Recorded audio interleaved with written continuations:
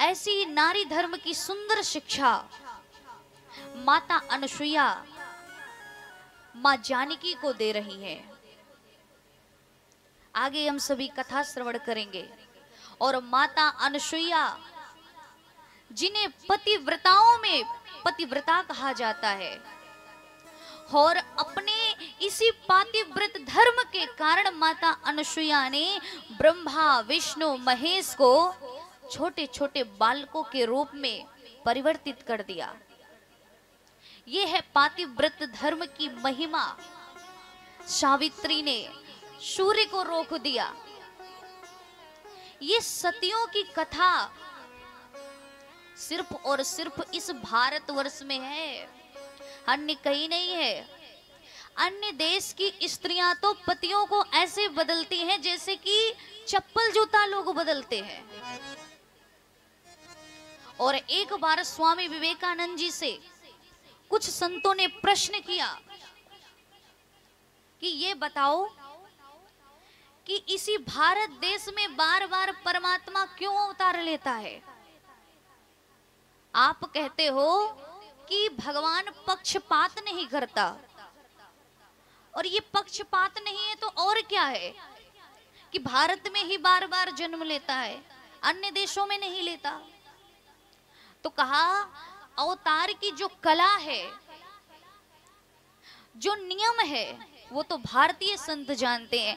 अरे अन्य कहीं प्रहलाद जी थोड़ी ना हुए, भारत देश में हुए हैं। और विश्वास के साथ कहते हैं इस पत्थर में, इस खंभे में भगवान है। तो भक्त का जब इस तरह का अटल विश्वास होता है तो भगवान आकर के प्रकट हो जाया करते हैं। महाराज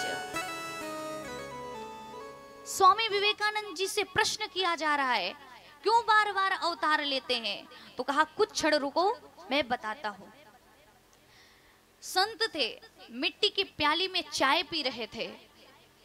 चाय को पिया, कप प्याली छोड़ दी, चूर चूर हो गई और ऐसे मौन बैठे हैं। कहा आपने उत्तर नहीं दिया? बोले आपको उत्तर मिला नहीं क्या? अभी आपने कुछ कहा नहीं तो उत्तर कहां से मिलेगा?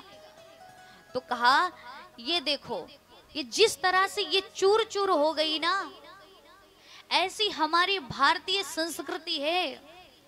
यहाँ की स्त्रियां हैं कि वो एक ओष्ठ में लगना पसंद करती है, वो चूर चूर हो जाती हैं, नष्ट हो जाती हैं, बिखर जाती हैं, मगर एक ही ओष्ठ में लगना पसंद करती है, दूसरे ओष्ठ में लगना पसंद नहीं करती है। यही भारतीय संस्कृति है। और इसी संस्कृति के कारण बार बार परमात्मा इस भारत भूमि में आता है, इस भारत भूमि में आता है।